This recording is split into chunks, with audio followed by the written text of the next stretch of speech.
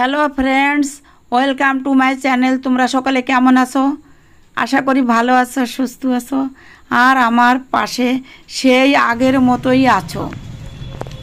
আজ 31 জুলাই বুধবার, এই ফ্যাক্টরির সামনে এখান থেকে শুরু করছি আমার ভিডিওটি, কারণ এই দিন আমার হাজব্যান্ডের রিটায়ারমেন্টের দিন। আমার বাবা আমাদের ভিতর থেকে চলে যাওয়ার পর আমি আর ভিডিও দিতে পারিনি। এখন এই ভিডিওটি করছি, এটা না করলেও নয়। এটা আমাদের অনেক দিনের একটা বড় আশা ভরসার দিন ছিল, কিন্তু সেইভাবে করতে পারছি না। এই দিনটায় এত বৃষ্টি হয়েছে, তোমাদের বলে বোঝাতে পারবো না। আমাদের সমস্ত অ্যারেঞ্জমেন্টটাকেই নষ্ট করে দিয়েছে বৃষ্টির, বর্ষার কারণ। এই মেটাল অ্যান্ড স্টিল ফ্যাক্টরিতে ঢোকার সঙ্গে সঙ্গে আমি ভিডিও করার চেষ্টা করেছিলাম, কিন্তু আমাকে দুজন আটকে দিয়েছিল যে একদম ভিডিও করতে পারবে না, ডিলিট করো। কিন্তু আমার মেয়েটা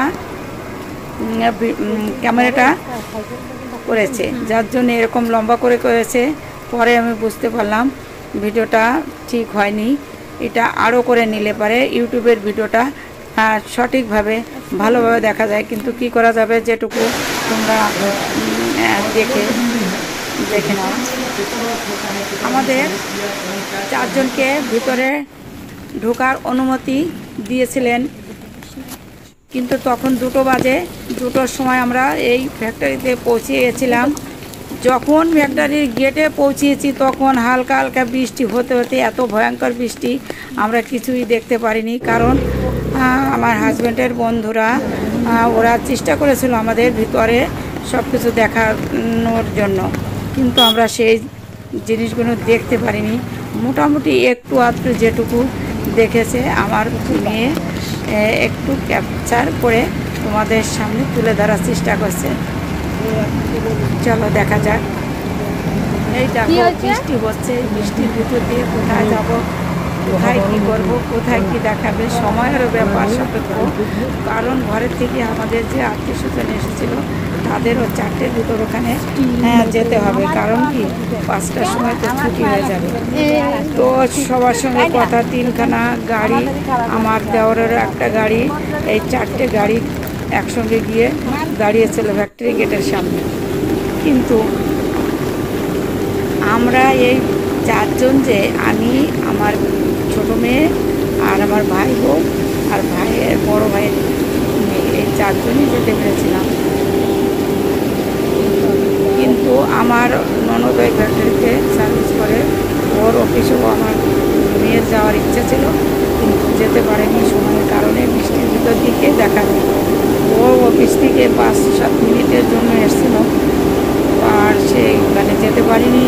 আর অন্যান্য অনেক জায়গা দেখানোর ইচ্ছা ছিল ওদের, কোথাও যাওয়া হয়নি। এত ভয়ঙ্কর বৃষ্টি, এত ভয়ঙ্কর বৃষ্টি তোমাদের বলে বোঝাতে পারবো না। একটুখানা বুঝতেই পারবে কেমন বৃষ্টি হয়েছিল। এই দেখো, এই যে ভিতরে ঢুকে গেছি। এখানে যে মেশিন তোমরা দেখতে পাচ্ছ, এই মেশিনে আমার হাজব্যান্ড ও ওনার বন্ধুরা সব এখানে কাজবাজ করে। আর উনি যে এত হেল্প পেয়েছে বন্ধুদের কাছ থেকে, আমরা কখনো ভাবতে পারিনি যে এত ভালো বন্ধু, এত প্রশংসা করলেও কম পড়ে যাবে। সত্যি এটা যে এত ভালো ওনাকে সাপোর্ট করেছে আমাদের বলে বোঝাতে পারবো না। আমরা এখানে যে প্রথম গেছি, তো আমাদের কাছে আওয়াজটা এত ভয়ঙ্কর লাগছে যে এখানে মনে হয় কান ফেটে যাবে, কিন্তু ওনাদের কাজ করতে করতে অভ্যাস হয়ে গেছে, তাই অতটা লাগে না হয়তো। আর আমাদের কানে কিছুই শুনতে পাচ্ছি না, একটু কথা বলে শুনতেই পাচ্ছি। এখানে আসার পরে আমি বুঝতে পারলাম আমার মেয়েটা লম্বা করে ফোনটা ধরেছে, যার জন্য ভিডিওটা ভালো হবে না। তখন বললাম তুই ভালো করে ভিডিওটা কর, আমি একটু ইউটিউবে দেব, তো আমাদের সবাই একটু দেখতে পারবে। তারপরে বলার পর একটুখানি করেছে আরোভাবে। খুব খারাপ লাগছে। এই দেখো এখানে বলার পরে এইভাবে ভিডিওটা করলে কত সুন্দর সবাই দেখতে পারতো। আমি তো করলে এইভাবে করতাম। বলার পরে এটা এসছে, যাই হোক আমরা এটা দেখে আমাদেরও সাথে কেমন হবে। এর ভিতরে ভিডিও করা নিষেধ আছে, বারণ করেছে। তা সত্ত্বেও বন্ধুরা বলেছে ভিডিও করো, আমরা সামলাবো। কারণ কি, রিটায়ারমেন্টের ভিডিও করার জন্য ওর একটা বন্ধু বলেছে যে তোমরা করো, আমি আছি। তারপরে সবাই তো ভিডিও করা পারবে না, আমাকে ধরতে দিচ্ছে না। ভাই ওটা বললো, আমি এটা বললো, ঠিক আছে আমি একাই করি। তাই ও একা করছে, এই করে এই ভিডিওটাকে নষ্ট করে দিয়েছে। প্রদীপ নামে একটা ওর বন্ধু বারবার ওর যে জিনিসগুলো তৈরি করেছে সেইগুলো দেখাচ্ছে ওইটুক সময়ের ভিতর। খুব ওদের খারাপ লাগছে যে ইনি এত ভালো কাজের ছিল, আমাদের সঙ্গে কাজ বাজ করেছে, এই সমস্ত ওই সব দেখাচ্ছে। আর এখানে ছোটোখাটো একটা মিটিং হচ্ছে, হয়তো বৃষ্টি না হলে আমরা এই মিটিংটা মিস করতাম।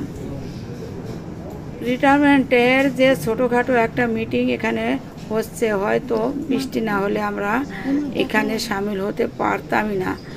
বৃষ্টির কারণেই আমরা এখানে বসতে পেরেছি। আর আমরা গর্বিত এটাই, হাজব্যান্ডের এত সুন্দর মূল্যবান বক্তব্য, গর্বিত আমরা এই যে ওনার সুন্দর কাজের প্রশংসা করে সাথে সাথে আমাদেরও ওখানে যোগদান করেছে। এইটাই যে মহিলারা হাজব্যান্ডের সাথে না থাকলে তারা ডিউটি ঠিক মতন করতে পারে না, বাচ্চাদের দেখভাল ঠিক মতন করতে পারে না, হাজব্যান্ডের প্রতি কোনো মানে সহযোগিতা না করলে পারে ডিউটিটাও করতে পারে না। এই সমস্ত মূল্যবান বক্তব্য শোনার পর সত্যি খুবই ভালো লাগলো যে আমার হাজব্যান্ডের প্রশংসা এত সুন্দরভাবে বলার জন্য ওনাকে অনেক অনেক ধন্যবাদ জানাই সমস্ত ওনার বন্ধুদের, ধন্যবাদ জানাই সমস্ত মেটাল অ্যান্ড স্টিল ফ্যাক্টরির সমস্ত ভাই বোন ও ওনার সমস্ত বন্ধুদের। ওনার গর্বিত বক্তব্য শুনে আমার চোখে জল এসে গেছিল। মেয়েটা আমাকে বারবার বলছে, মা বাবা এত সুন্দর কাজ করছে, বাবাকে এত সুন্দর অনুপ্রাণিত করে গর্ববোধ করার জন্য আমারও চোখে জল এসে গেছে। আর আমার ভালো লাগলো যে আমার বাবা এত ভালো কাজ করেছে। আমি আগেই জানতাম না, কিন্তু অনেক আগেই জানতো সবাই যে উনি খুব কখনো কাজে ফাঁকি দেয়নি। আর কোনো একটা কাজ একবার দেখলে দ্বিতীয়বার ওনাকে দেখার দরকার হয়নি, আর সেই জিনিসটা ওখানে করেই দেখিয়েছে।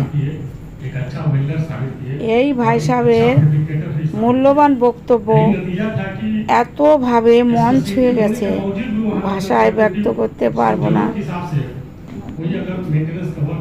উনি এই ফ্যাক্টরি থেকে বেরিয়ে আসার সময় ওনার বন্ধুদের যে কি খারাপ লেগেছে সে বন্ধুরাই জানে। আর তোমাদের দাদা ভাইয়েরও ভীষণ খারাপ লাগছে, বারবার বলছে আর ডিউটিতে তো যাওয়া হবে না, আর তো যেতে পারবো না। আর ওখানেও বলছে আগামীকাল থেকে আর তোমাদের ডিউটিতে আসতে হবে না। প্রত্যেকটা পরিবারের জন্য হাজব্যান্ডের ভীষণ দরকার, কিন্তু তবু টাকা পয়সা সব কিছুর দরকার। এই টাকা পয়সা এই চাকরি বাকরির জন্য সকলে কিনা করেছে। আজ 40টা বছর এই ফ্যাক্টরিতে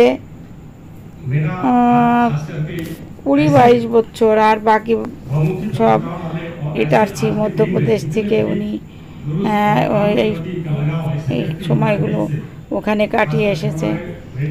এর ভিতর অনেক ঝড় তুফান গিয়েছে, কিন্তু ছুটি অতটা উনি নেয়নি, ছুটি বরঞ্চ আরও জমিয়ে উনি কাজে লাগিয়েছে। তোমরা সকলেই জানো ছুটির ব্যাপারটা। সে যাই হোক, আমি আমাদের মেয়ে দুটোকে নিয়ে যেভাবে পারি আমি সামলিয়ে আমি এইভাবে আমার জীবনটাকে কাটিয়েছি। আর উনি অবসরপ্রাপ্ত হচ্ছে, এটা আমারও ভালো লাগছে।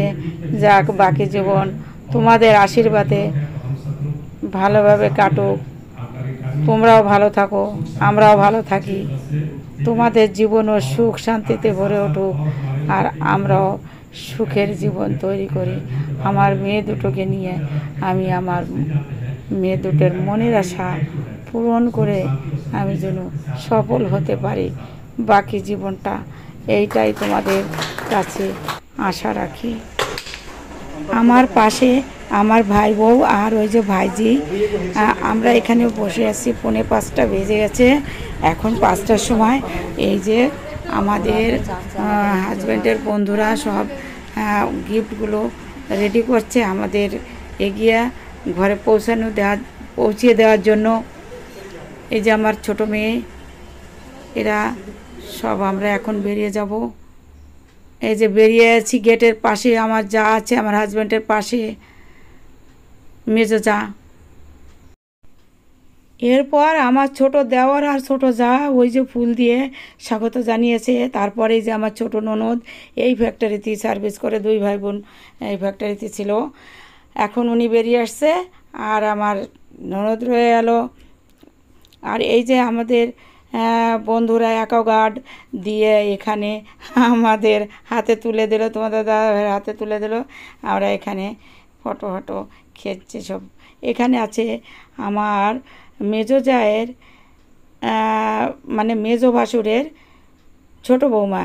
এই যে তারপর আছে এই যে আমার বড় মেয়ে পাশে, আর এ বছর ছোটো মেয়ে বাবার কাছে ওর দাঁড়িয়ে আছে, স্বাগত জানিয়েছে। আর এই যে সমস্ত বন্ধুরা, আমার হাজব্যান্ডের সমস্ত বন্ধুরা, এরা যে কী না করেছে ওনার জন্য তা তোমাদের বলে বোঝাতে পারবো না। এত হেল্প করেছে, ভাষায় ব্যক্ত করা নয়। কিছু কিছু বন্ধুদের আগেই খাবার দাবারের মানে অ্যারেঞ্জমেন্ট করা ছিল, করে দিয়েছে। তারপর এই কয়েকজন মাত্র এরা এই যে ফটোগুলো দেখলে সবাই এসছে। এরা আমাদের এই যে ঘরে এসে বলছে তোমাদের ভিডিও আমরা দেখি। আর ভিডিও দেখে চুপ করে ভিডিও দেখেছে, আমি জানতামই না। আমার হাজব্যান্ড কোনোদিন বলেনি যে আমার ভিডিওগুলো আমার বন্ধুরা দেখে, আমার ভিডিও বন্ধুরা দেখে, কখনো আমাকে জানায়নি, জানে না। এখন এই রিটায়ারমেন্টের সময় ওরা মজা করে বলছে কাকিমা আমাদের ভিডিওগুলো আমরা দেখি। ভালো কথা, দেখো, আমি জানি না তোরা সাবস্ক্রাইব করছো কিনা। যাকে তখন একটু ভালো লাগলে যে দেখে তাহলে আমার ভিডিও। আমি দেখো আলু থালু দিয়েছে, সারাটা দিন আমি কাটিয়েছি, মানে ক্লান্তি দিনটা চলে এসে কয়েকদিন ধরে। যেমন আমার বাবা মারা যাওয়ার পর আমার শরীরটা একটু হালকা, গলা ভেঙে আছে, কান্নাকাটি করে এখন হাসির ফোটাচ্ছি। এই যে সব ঘরের বন্ধুরা সব মিলে কেউ এই যে আমার মেজো ভাইটা, মেজো ভাই বউরা এসেছে ওদের ক্লান্তি শরীরে। আমার মা এসছে, আমার ছোট বোন না, আমার মেজো বোনটা এসছে, দিয়ে দেবো সবাই চলে যাবে এমন সময়। মেজো বোনটা এসছে একদম লাস্ট মুহূর্তে, যাও একটু দেখতে পেরেছে, তাই জন্য। এই দেখো, এই যে আমার মা ওখানে দাঁড়িয়ে রয়েছে। মায়ের মনটা ভালো না, চোখে অপারেশন করা লাগবে, হয়তো ডাক্তার দেখাতে এসেছিল। তারপরে এখন ডাক্তার দেখিয়ে আমাদের ঘরেই রয়েছিল, তারপর আবার চলে গেছে। আবার ডাক্তার দেখিয়ে এই যে খাওয়া দাওয়া হচ্ছে, খাওয়া দাওয়া করছে, ওরা কী করছে, মজা করছে, ভালো লাগছে আমাদের। যাকে এই দিনটা খুব স্মরণীয়, কিন্তু বাবার জন্য, তারপরে বৃষ্টির জন্য আমরা তেমনভাবে করতে পারিনি। আমি ভিডিওটা করতে পারিনি ভালোভাবে। যেটুকু করেছি তোমরা কষ্ট করে দেখো। ভালো থাকো বন্ধুরা, তোমরা ভালো থাকো, সুখে থাকো, আমাদেরও সুখের জীবন তৈরি হোক। হাই হ্যালো হাজব্যান্ডের বন্ধুরা, তোমাদের সকলকে অনেক অনেক স্নেহপ্রীতি ভালোবাসা রইল। তোমরা এরকম মিলেমিশে প্রত্যেকের পাশে এইভাবে থেকো। যেমনভাবে দাঁড়িয়েছো আমাদের পাশে, ঠিক তেমনিভাবে সকলের পাশে এইভাবে থেকো। ভালো লাগছে, ভালো লাগবে, ভালো থাকবে সকলে, ঠিক আছে? তারপরে তুলতে পারলেও সেই সময় আর বের করতে। অনুষ্ঠানের ঠিক লাস্ট মুহূর্তে আমার এই বোনটা, এই যে মেজো বোনটা এসছে ভাগ্নেকে নিয়ে, ভগ্নিপতি আসতে পারেনি। যাক এইটুক এসেছে তাই